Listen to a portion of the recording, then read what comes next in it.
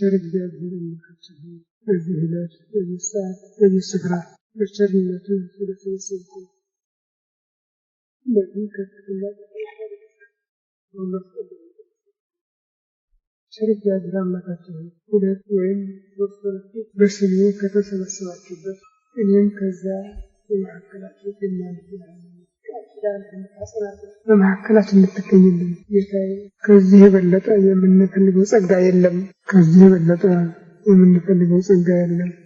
በመካከላችሁ እገኛለሁ ብሎም ቃል የተናገርከውና አሁንም በመካከላችን እንድትገኝልን ስብሰባችንን እንድትባርክልን ልናውቀው የሚገባንን የሚጠቅመንን ትምህርት እንድታስተምረን አእምሯችን ሊሸከመው ሊመረምረው ሊረዳው ሊጠቀምበት የሚችለው ምስጢር እንድትገልጽልን ቅዱስ መንፈስህን እንድታሳድርብን ሀገራችን ኢትዮጵያን ኦርቶዶክሳዊት ተዋሕዶ ቤተክርስቲያናችን ክርስቲያን ሕዝብህን በቸርነትህ እንድታስብልን መዓቱን በምሕረት ቁጣውን በትዕግስት እንድትመልስልን የምንቀበለውን ጾም እንዳንተ ፈቃድ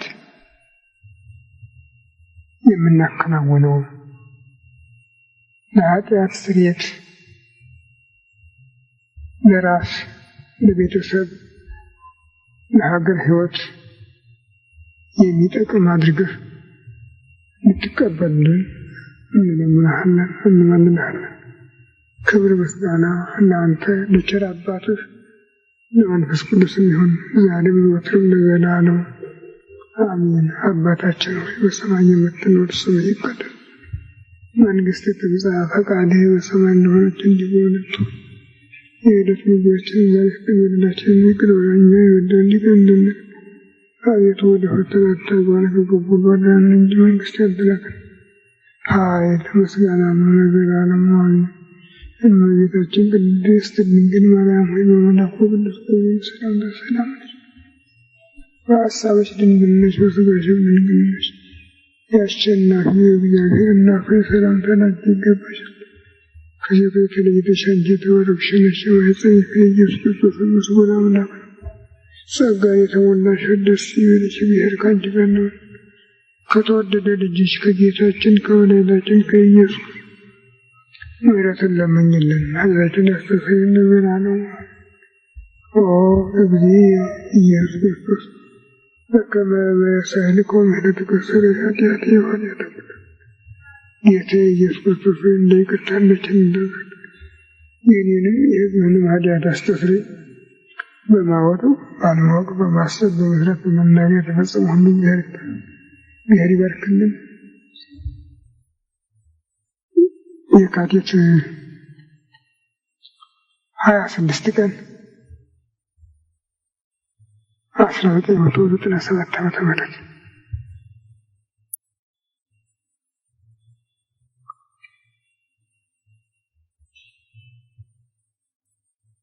በኢትዮጵያ ቤተክርስቲያን ስርዓት ከአበው በተላለፈው ትምህርት መሰረት አብይ ጾም ወደ ላይም ወደ ታችም የሚመላለስባቸው ቀኖች አሉት።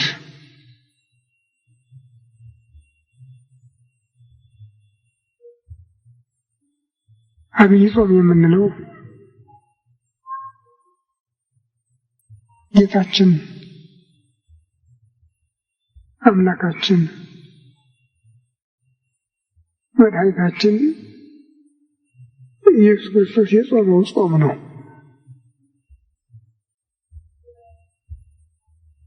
እሱ ሰው ሆኖ ከኃጢአት በቀር ለሰው ሊያደርገው የፈቀደው ሁሉ አድርጓል። የፈቀደውን ነው፣ ግዳጅ የለበትም። በእኛ ብዙ ጊዜ ግዳጅ አለ። መብላት፣ መጠጣት፣ ማዘን፣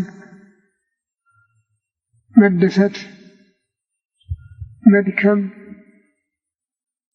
መበርታት፣ መተኛት፣ መንቃት፣ መታመም፣ መዳን ብዙዎች ይመሰላሉ። እነዚህ በእኛ ግዴታዎች ናቸው። ሌሎችም አሉ ግዴታዎች ናቸው። ጌታ ግን ለሰው ብሎ ሊፈጽማቸው የፈቀዳቸው ፈጽሟቸው።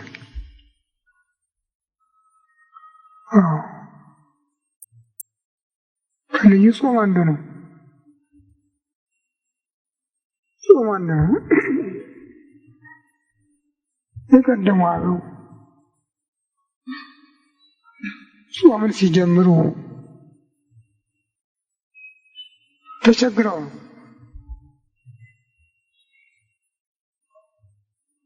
አንድ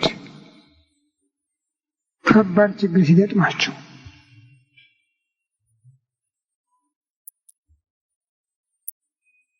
ያን ችግር ለማስወገድ የሚያስቡበት ጊዜ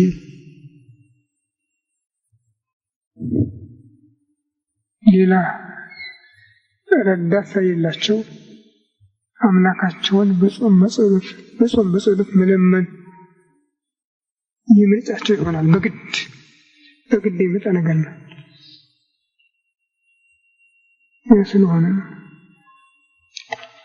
በዚህ ምክንያት ተጀምሮ በሰዎች መካከል ጾም የሰው ልጆች ግዳጅ መፈጸሚያ መንገድ መሆኑ ተለመደ።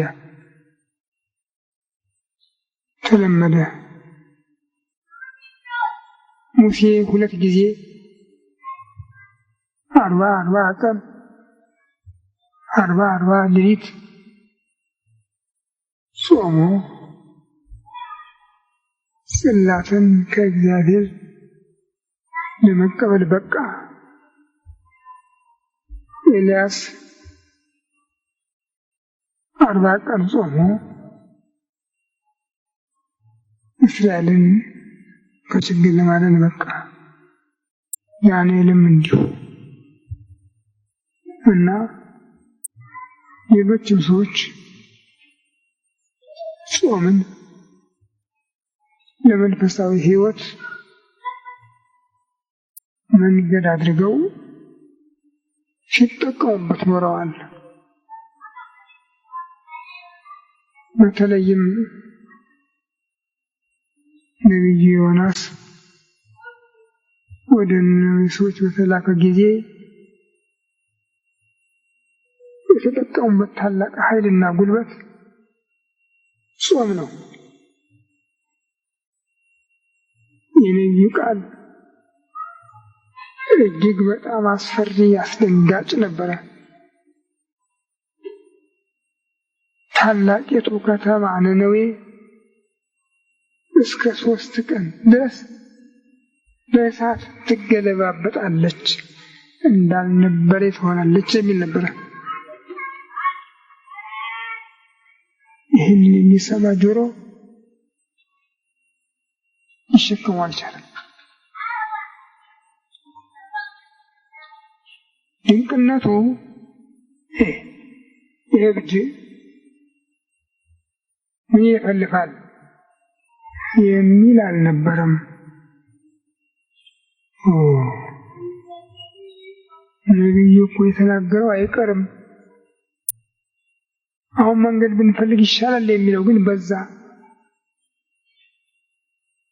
እና ንጉሡ ሳይቀር የዚህ ፈቃድ ተባባሪ ሆኖ ተገኘ። ከዙፋኑ ወረደ፣ አመድ ላይ ተቀመጠ፣ ምንጣፍ ለበሰ፣ የሐዘን ተካፋይ ሆነ። ሰዎች አይደለም ጡት የሚያስፈልጋቸው ሕፃናት ጡት ተከለከሉ። ወደ ሳር ወደ ውሃ መሰማራት የሚያስፈልጋቸው እንስሳት ይናጡ። ሁሉም አንድ ሆነው ወደ እግዚአብሔር ጮኹ። ቁጣው ተመለሰ። እግዚአብሔር ወደ ከመዓት ወደ ምሕረት ተመለሰ። ሕዝቡን ይቅር አለ። እሳቱ ተንጠልጥሎ ከታየ በኋላ እንዲያውም ታላላቅ ዛፎችን ከቅርንጫፋቸው ነካ ካደረገ በኋላ ተመለሰ።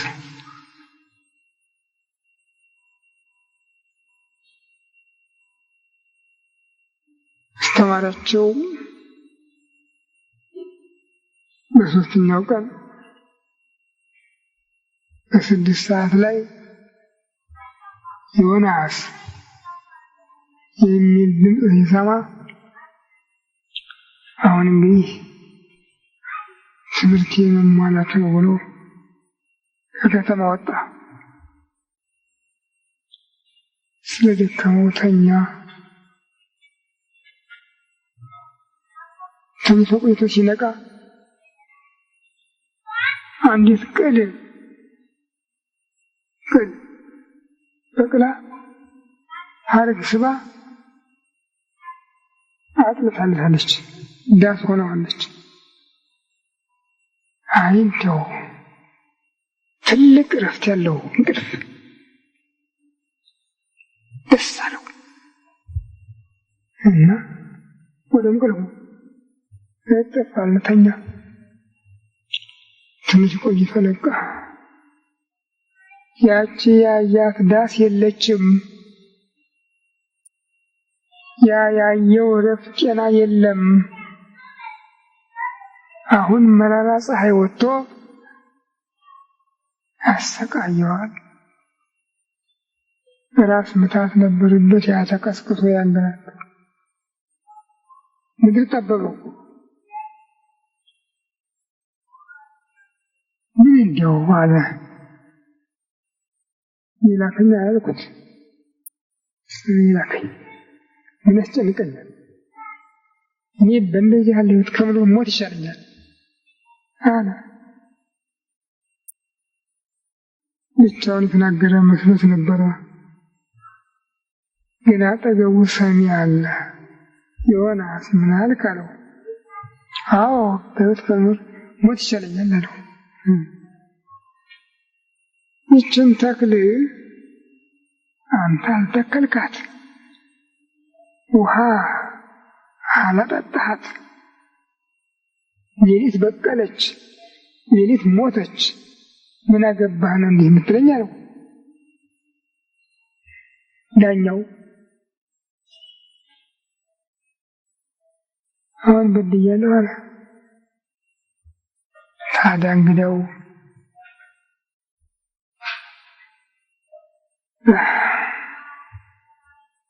ከ12,000 የሚበልጡ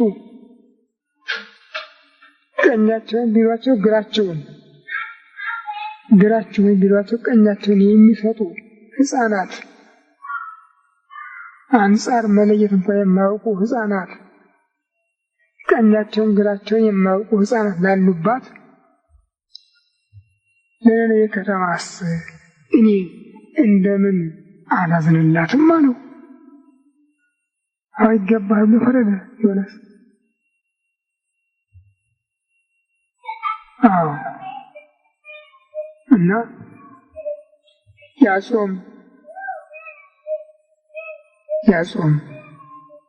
የአንድ ሀገር ሕዝብ ነፃ አወጣ። ቢሆንም በጭንቀት የመጣ ነበር፣ በፈቃድ የመጣ አይደለም። ግዴታ ያመጣው ነበር። ጌታ ግን አስገዳጅ ኑሮበት አይደለም የጾመው። አንደኛ በዚያ በጾም ውስጥ የሚያከናውናቸው ስርዓቶች ነበሩ። ከጾሙም የሚሰጣቸው ኃይሎች ነበሩ። በእነዚህ ሁሉ ምክንያት ጾመ። ጾመ አምላክ የጾመው ጾም ስለሆነ አብይ ይባላል። ፍጡራን ሁሉ ከጾሙት በላይ ነውና ሁሉም በምክንያት ነው የጾሙ። ሙሴ ጽላት ለመቀበል፣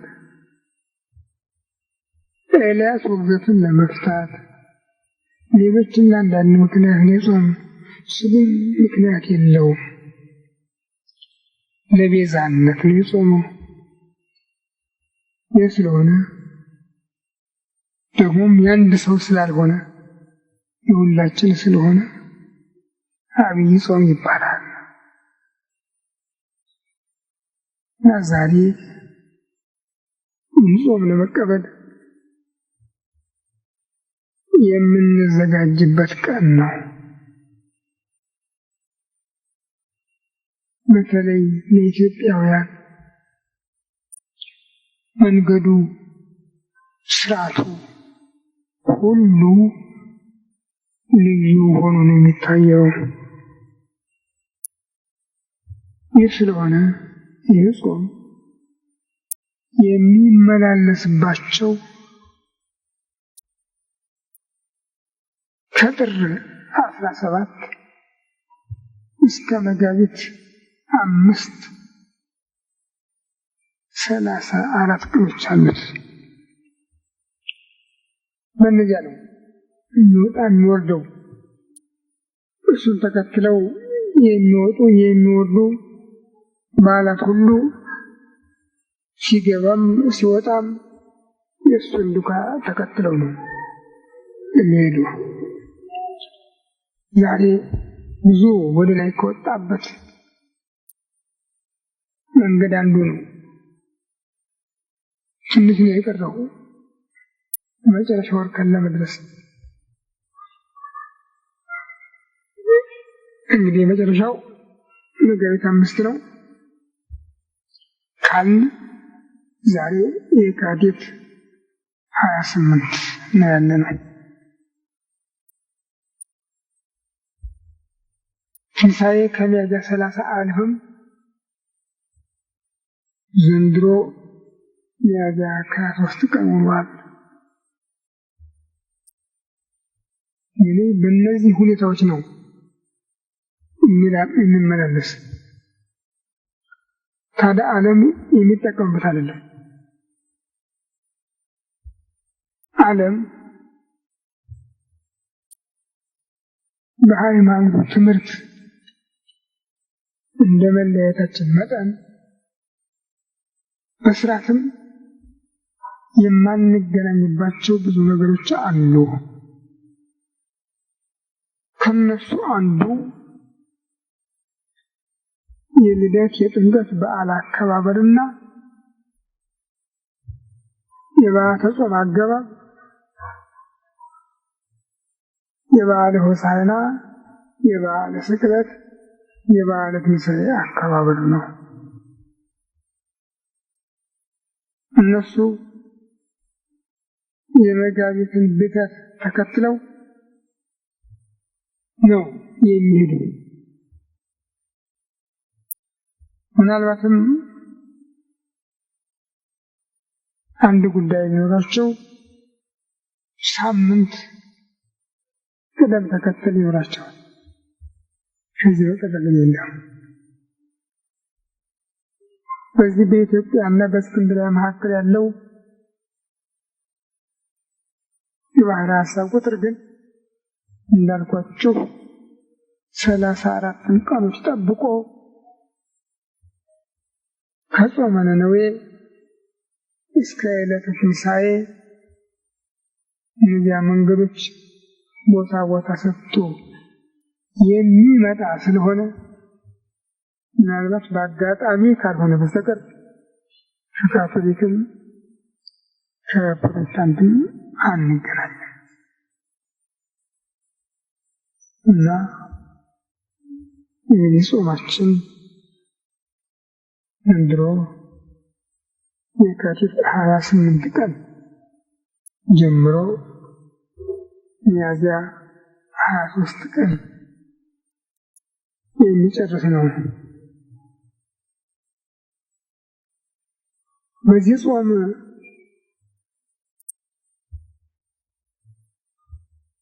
እንዲያው ትች እንዳንሰጥ እውነተኛ ፍሬ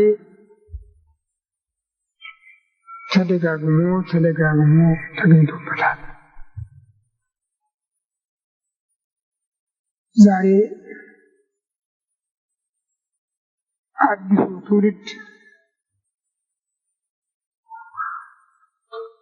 ሁሉን ያደረኩት እኔ ነኝ ባይሆኑ ይገኝም እውነቱ ግን ከእግዚአብሔር እንደሆነ ታሪክ ያስረዳል እና የአድዋ ድል ከጀግኖች ዛሬ እንደሚያወሩትም ከአርበኞች ወይም ከጠቢባን የተገኘ አይደለም፣ ከእግዚአብሔር ብቻ የተገኘ ድል ነው። ዘንድሮ 109 ዓመቱን አክብረናል። ነገር ግን አከባበሩ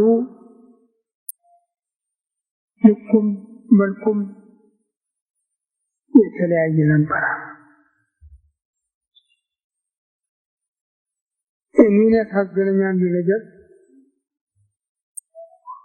በዛ ንግግር ከሚያደርጉት ሰዎች እንደሰማሁት አንዳንድ ሰዎች ያን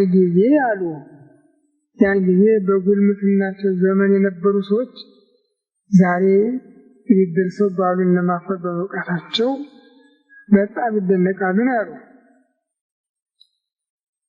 109 ዓመት ነው ወንድሞች። በዛ ጊዜ ጉልማቶች የነበሩ ሰዎች ምን ያህል ዓመት ቢያክሉ ይመስላችኋል? እውነት ነው ብለን ለመቀበል የምንችለው ቢያንስ 20 ቢበዛ 30 እንግዲህ 129 ወይም 139 ዓመት የሆነ ሰው ዛሬ አለ ብሎ ማውራት ምን ይላል? ያውም ደግሞ ድሬኛ ነው የሚሉ አንድም በአፉ እግዚአብሔርን የሚጠራ ሰው የለም። ምን አይነት ትውልድ ነው?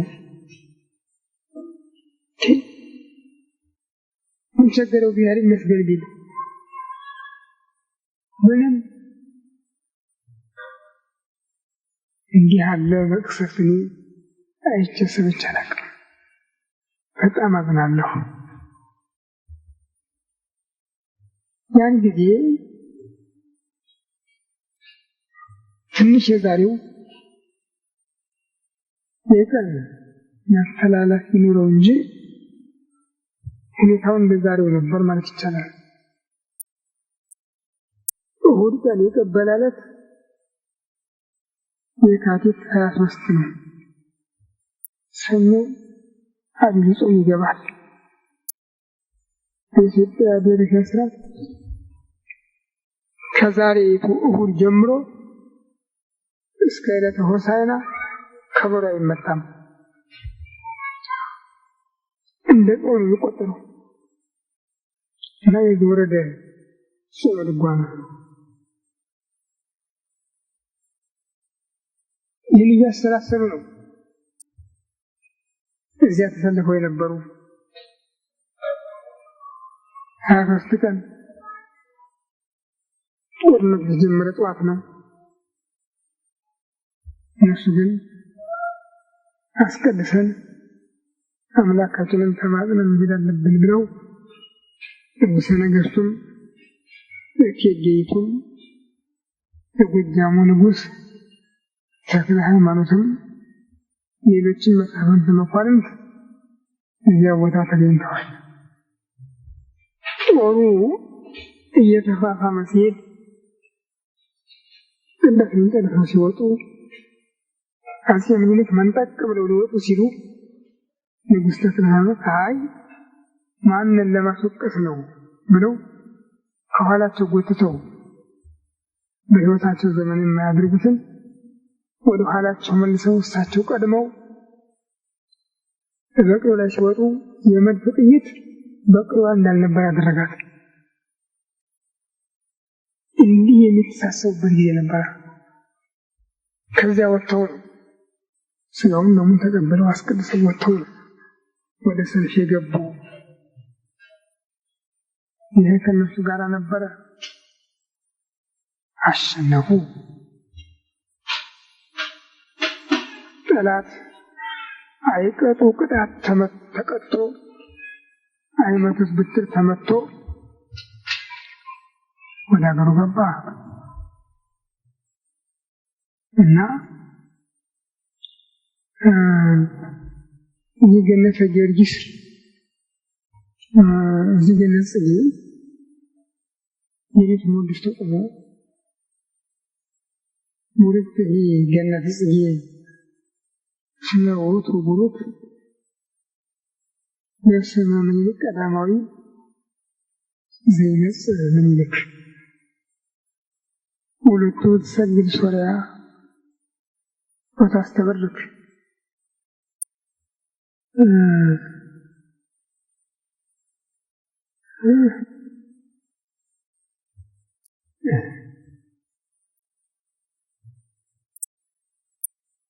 ብሎ አለቅን ስጠን ገና ድል ሳይገኝ እግዚአብሔር ግን ያንን ሰው እንደ ነቢይ የቆጠረ ይመስላል እና የጧቱን ድል ተነበየ ይባላል። እንግዲህ ጣሊያን ረጅም ጉዞ አቋርጦ ተዘጋጅቶ የመጣበት ጦርነት በአንድ ቀን ውሎ አይደለም፣ አዳርም አይደለም፣ ማርፈጃ ከጧት እስከ 5 ሰዓት ባለው ጊዜ ተከናውኖ ድል ለኢትዮጵያውያን ሆነ። ይህ ታዲያ በሰዎች እጅ የተቋጠረ በሰዎች እጅ የሚናኝ ሳይሆን በአምላክ እጅ የተያዘ በአምላክ እጅ ለሁሉ የሚታደል በመሆኑ እንዲህ ያለ አስደናቂ ስራ ተፈጸመ። ታዲያ ዛሬ ያሉ ሰዎች እነሱ እንደሰሩት እነሱ እንዳከናወኑት አድርገው ሲናገሩ እግዚአብሔር ይመስገን እግዚአብሔር እናደረገልን እንኳን ማይሉ ሆነ ታያቸው። በጣም ያዘንኩኝ።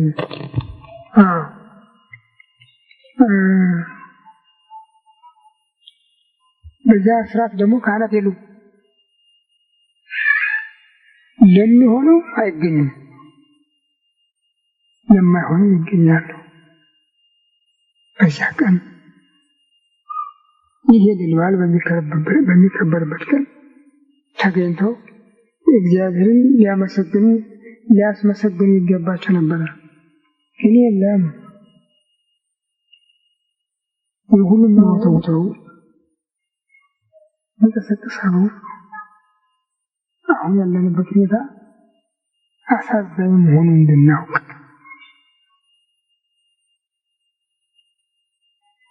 ባለፈው በመስቀል አደባባይ የተከበረው የቦብ ማርሌ በዓል፣ የጣዖት አምልኮት በዓል፣ የግራግም መስዋዕት የቀረበበት በዓል ለኢትዮጵያ ትልቅ ውርደት ነው።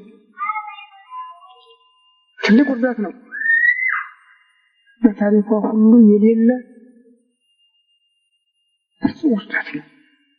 ፍጹም ውድቀት ነው። ካህናት የተባበሩበት የቤተክርስቲያን ሰዎች አብረው የተገኙበት አሳፋሪና አስደንጋጭ ሁኔታ ነው። ይህ ሁኔታ ሀገራችን ወዴት እየሄደች እንዳለች የሚያመለክት አሳዛኝ ቅጽበት ነው። ታዲያ በዚህ ጊዜ ውስጥ መድኃኒቱ ምንድን ነው? መድኃኒቱ በጾም በጸሎት ከእግዚአብሔር ጋር መገናኘት ነው።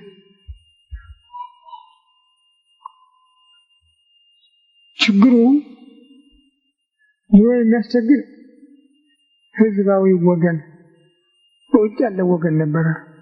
አሁን ደግሞ የሚያስቸግር ሀገራችን ወዴት እየሄደች እንዳለች የሚያመለክት አሳዛኝ ቅጽበት ነው። ታዲያ በዚህ ጊዜ መድኃኒቱ ምንድን ነው? መድኃኒቱ በጾም በጸሎት ከእግዚአብሔር ጋር መገናኘት ነው። ችግሩ ይሄ የሚያስቸግር ህዝባዊ ወገን በውጭ ያለው ወገን ነበረ። አሁን ደግሞ የሚያስቸግር ጳጳሳት ካህናትና ውስጥ ለውስጥ የሚልቆሰቆሰው ይሄ ጻድቅ ነው ባይሆኑ የሚያስቸግር የኮስኮስ ሚስራም የማያውቅ በከንቱ ውዳሴ ብቻ የታጀበ እና ቻገር በአሳዛኝ ሁኔታ የምትገኘው ይህ ጊዜ ይቅርጠኝ ያለ ኤሳው ያዕቆብ 2 ጊዜ አሰናከለኝ አለ። ይህ ጊዜ ደረስኩና አሰቃቂ አስደንጋጭ ነገር ተመልክቼ ስለነበረ አሁን 3ኛው እየከበደኝ ነው። የዘውድ መንግስት ወደ ደርግ ሲዛወር የነበረብን ጭንቀት ከባድ ነበር። የደርግ መንግስት ወደ ኢህአዴግ ሲዛወር የነበረብን ጭንቀት ወዲያው ከባድ ነበር። የሚገርመው የዘውድ መንግስት ለመለወጥ ሲቀርብ ችግሩን እናውቅ እንጂ ተቀባዩ ወራሹ ማን እንደሆነ አናውቅም ነበር። የደርግ መንግስት ወደ ኢህአዴግ ሲዛወር በጊዜው እንጨነቅ እንጂ ተቀባዩ ማን እንደሆነ አናውቅም ነበር። አሁን በዚያው መልኩ ላይ ያለን። ሌላው የዘውድ መንግስት ሲፈርስ የኢትዮጵያ ቤተክርስቲያን አልደነገጠች፣ ቅርም አላላትም፣ ዕቃም አልወደቃትም። ያ ሲከባከባት የነበረው የዘውድ መንግስት ሲወድቅ ዕቃ የወደቃት እንኳን አልመሰላትም። እግዚአብሔር የለም የሚል የደርግ መንግስት ሲገባ ምንድነው እኮ ነው ያለች። ወንጌልና ሶሻሊዝም አንድ ነው፣ ወንጌል ተካፍላት ብሎ ነው ያለ። ሶሻሊዝም ያለው ሌላ ተፈራደ እኔ ያለችው። ደርግ ሲወጣ ኢህአዴግ ሲገባም ቤተክርስቲያን አልተጨነቀችበት። ዛሬም እንደዛው ነው። መከራው ግን 30 ዓመት ሙሉ ይህን ህዝብ ይፈጨዋል፣ ያደቀዋል፣ ያኝከዋል፣ ያስጨንቀዋል። ምህረት አላገኘም። ምህረቱ ደግሞ ከእግዚአብሔር ብቻ ነው።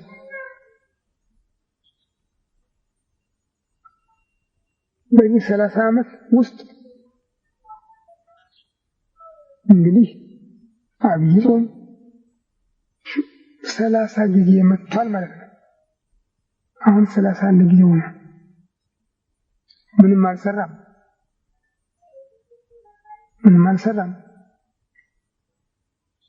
የአድዋን ድል ያስገኘ ጾም፣ ኋላም ደግሞ የፋሽስትን ድል ፋሽስት ከኢትዮጵያ መውጣቱን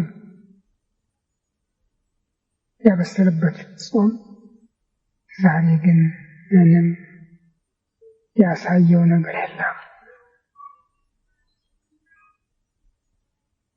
አዎ እውነት የጾም አይደለማ። ሊጣም ይጾም ይባላል። ሀገራችን ሊጣም ይጾም ይባላል።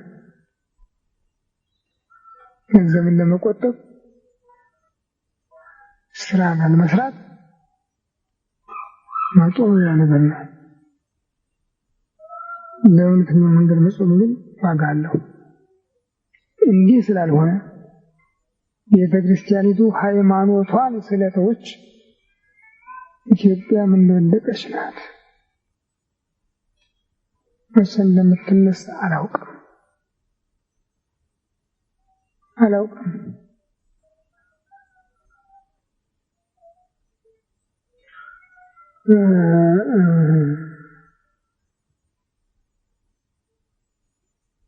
ያሳዝነኛል፣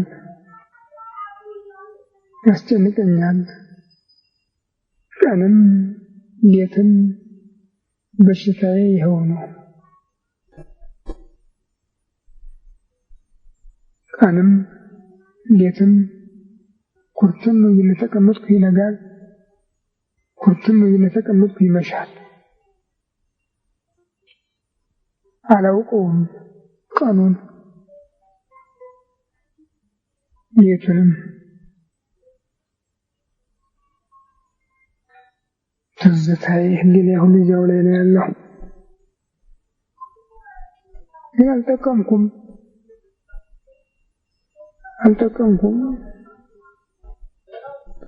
ጸሎት ሁሉ ወደ እግዚአብሔር ፊት መቅረብ የሚችል በቤተ ክርስቲያን አማካይነት ስለሆነ እሷ ደግሞ ስለሌለች ምንም ማድረግ አልቻልኩም።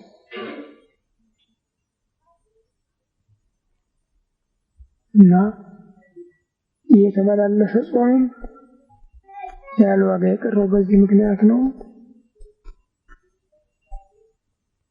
አሁን ደግሞ ሚዛኔ አላውቅም፣ ብቻ ፍርሃት ይለኛል። ፍርሃት ይለኛል። ምን እንደሆነ አላውቅም። አንዳንድ ቀን አላደ እንዲህ ያደርጋል እና በዚያ በ66 ዓመተ ምህረት ቤተ ክርስቲያንና መንግስት ተለያይተዋል የሚል ውሳኔ በመወሰኑ ኢትዮጵያ እዚህ አደጋ ላይ እንደወደቀ ሳስብ ዛሬም ያ ነገር ትዝ ይለኛል፣ ይቆጠቁጠኛል። በእስላሞች ምክንያት ነበረ የሆነው። ዛሬ ደግሞ በቦም አለ ምክንያት መስቀል አደባባዩ የድራግ መስዋዕት ማቅረቢያ ሆኖ መዋሉ፣ እነዚያውም ጳጳሱ ተባባሪ ሆኖ መገኘታቸው ህዝቡ እዚያ ፀሐይ ላይ ውሎ እዚያ የሚያድር ህዝብ የዚህ አይነት መታየቱ በህዝብና በእግዚአብሔር መካከል ምን አይነት ኃይል እንዳለ የሚያሳይ ነው። ህዝቡ በእግዚአብሔር ላይ እንዳመፀ፣ ምን ያህል እንዳመፀ የሚያሳይ ነው። ታዲያ ይህ ፍርድ ምንድን ነው የሚያስከትለው? ምንድን ነው? ሁይውል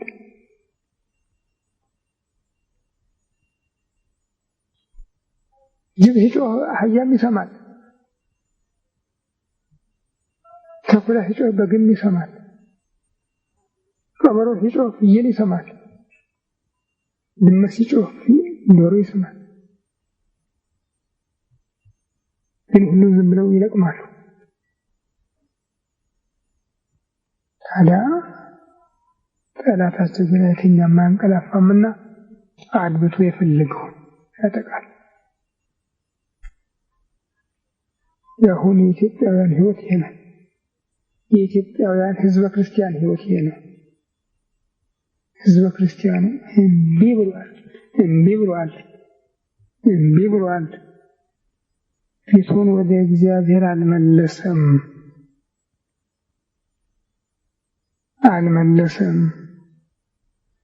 ገንዘቡን የኃጢአት መሳሪያ የቤተ መቅደስ መረገጫ አድርጎታል። ታዲያ ይህ ፍርድ የሚከተለው እንዴት ነው?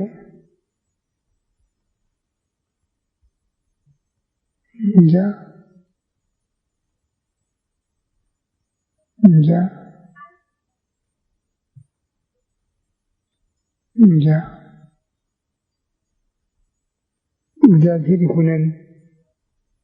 ስለዚህ ሁላችሁም እባካችሁ ልባችሁን ነፃ አድርጋችሁ እግዚአብሔርን ለምኑት። አገርህን አትርሳ፣ ህዝብህን አትርሳ፣ ቤተ ክርስቲያንህን አስበሉት። የሰውን ኃጢአት ክፋት ተውና በሉት። ቤተ ክርስቲያንህን አስበሉት፣ ንገሩት። እናንተን ይሰማል። እናንተ እንደኔ ተንኮለኞች አይደላችሁም እና አባካችሁ እንለምነው።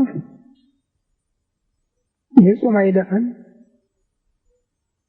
የጾም ብዙ መድኃኒት የተቋጠረበት ፌስታል ነው። ልዩ ልዩ አይነት መድኃኒት የተሞላበት ፌስታል ነው እና ድንገት ከእጃችን ወድቆ ባዶ እጃችን እንዳንቀር እባካችሁ ወንድሞቼ አስቡበት። የሚሰማችሁ ካለ ምከሩ፣ እንነጋገር።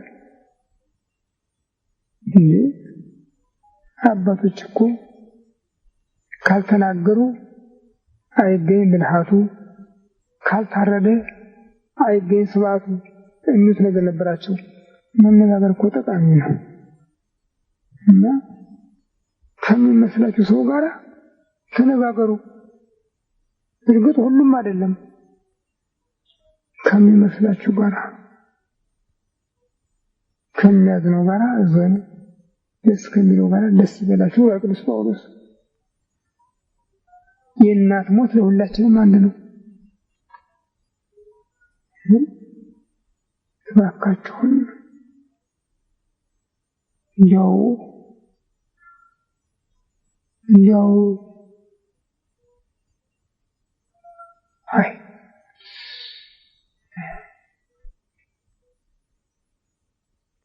አፄ እስክንድር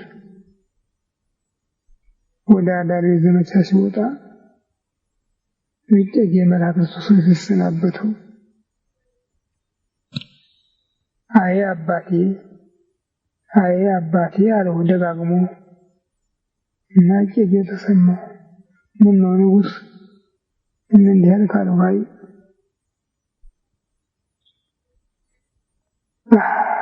እንዴት ተሰናብቼህ ደስ ብሎኝ ብመለስ እሱ እኮ የሚጸልይለት አባት ኖሮት ነው ብለው ሰዎች ያከብሩሃል፣ ያመሰግኑሃል።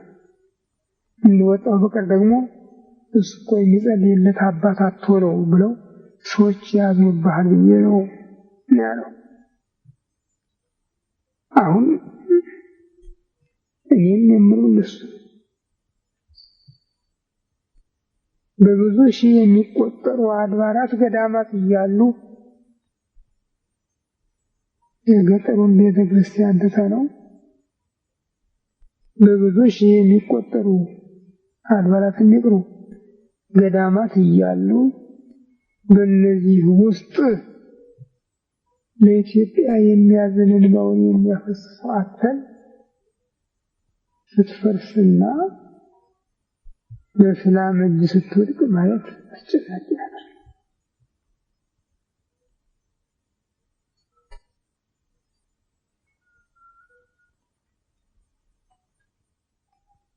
እነዚያ ሲኖር እኮ የአንድ ቀን ጸሎት፣ የግማሽ ቀን ጸሎት፣ የ7 ቀን ጸሎት ይበቃል እኮ ነበረ። 30 ዓመት ሙሉ አይናቸው እያየ ጆሮአቸው እየሰማ ከጊዜ ወደ ጊዜ እየተበላሸ ሲሄድ ሁሉ ነገር ሰዋተን ልጠፋ የማይገባት ሀገር ጠፋች። ዝናብ ይታያል፣ ልምላሜ የለም። ታሪክ ይጠፋል። ሚዘን ጉዳቱ አጥፍታ ነው። ሁሉ ነገር ምን ልበላችሁ እርስን የሚያህል በሽታ። በዚህ ሁሉ የጾም መድኃኒት ነበር። በየስርቻው እየፍርጉታው ያሉ ሁሉ የሚተባበሩበት ኑሮ የጾም መድኃኒት ነበረ። ግን እንጃ የለም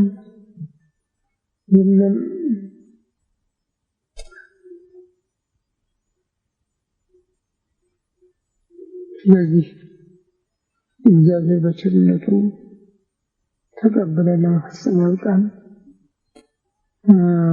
ለሀገራችንም ለሕይወት ይክተን። በስመ አብ ወወልድ ወመንፈስ ቅዱስ አሜን። አቤቱ ቸር እግዚአብሔር አምላካችን ሆይ በዚህ ዕለት በዚህ ሰዓት በዚህ ስፍራ በቸርነትህ ስለሰበሰብከን ለዚህ ከፍተኛ ቀጠሮ ስላደረስከን ስብሰባችንንም በሰላም ስላስፈጸምከን ከሁሉ አስቀድሞ ቅዱስ ስምህን እናመሰግናለን። ቸር እግዚአብሔር አምላካችን ሆይ እስከ ዓለም ፍጻሜ እኔ ከእናንተ ጋር ነኝ ብለሃልና እንዳትለየን፣ እንዳትርቀን፣ እንድትታደገን፣ እንድትጠብቀን ከመከራ ሥጋ ከመከራ ነፍስ እንድትሰውረን ሀገራችን ኢትዮጵያን ኦርቶዶክሳዊ ተዋሕዶ ቤተክርስቲያናችንን ክርስቲያን ሕዝብህን በቸርነትህ እንድታስብልን መዓቱን በምሕረት ቁጣውን በትዕግስት እንድትመልስልን የጠላትን የሰይጣንና የሰራዊቱን ኃይል እንድታስታግስልን እንለምንሃለን፣ እንማልድሃለን። ቸር እግዚአብሔር አምላካችን ሆይ ይህንን ጾም ከሞላ ጎደል የተቀበሉት ሁሉ ያንተን ፈቃድ ተከታይ መሆናቸውን ምሕረት ፈላጊዎች መሆናቸውን አንተ ታውቃለህና ሁሉንም በቸርነትህ እንድታስባቸው ምሕረት የሚያመጣ እንድታደርግልን ጌታዬ ጌታዬ ጌታዬ እባክህ ይበቃል፣ እባክህ ይበቃል፣ እባክህ ይበቃል። ማረን፣ ይቅር በለን፣ እዘንልን፣ እራራለን። በእናትህ በእመቤታችን በቅድስት ድንግል ማርያም ስም ተማጽኜ እለምንሃለሁ፣ እማልድሃለሁ። ጌታዬ አምላኬ መድኃኒቴ ኢየሱስ ክርስቶስ ክብር ምስጋና ለአንተ ለቸር አባትህ ለመንፈስ ቅዱስ ይሁን ዛሬም ዘወትርም ለዘላለም አሜን። አባታችን ሆይ በሰማይ የምትኖር ስምህ ይቀደስ፣ መንግሥትህ ትምጣ፣ ፈቃድህ በሰማይ እንደሆነች እንዲሁ በምድር ትሁን። የዕለት ምግባችንን ዛሬ ስጠን፣ በደላችንን ይቅር በለን እኛም የበደሉንን ይቅር እንደምንል፣ አቤቱ ወደ ፈተና አታግባን ከክፉ ሁሉ አድነን እንጂ መንግሥት ያንተ ናትና ኃይል ምስጋናም ለዘላለሙ አሜን። እመቤታችን ቅድስት ድንግል ማርያም ሆይ በመልአኩ ቅዱስ ገብርኤል ሰላምታ ሰላም ነሽ፣ በሐሳብሽ ድንግል ነሽ፣ በሥጋሽም ድንግል ነሽ። የአሸናፊ የእግዚአብሔር እናት ሆይ ሰላምታ ላንቺ ይገባል። ከሴቶች ሁሉ ተለይተሽ አንቺ የተባረክሽ ነሽ፣ የማኅፀንሽ ፍሬ ኢየሱስ ክርስቶስ ይመስገን። ጸጋን የተሞላሽ ደስ ይበልሽ፣ እግዚአብሔር ከአንቺ ጋር ነውና ከተወደደ ልጅሽ ከጌታችን ከመድኃኒታችን ከኢየሱስ ምሕረትን ለምኝልን፣ ኃጢአታችንን ያስተሰርይልን ለዘላለሙ አሜን።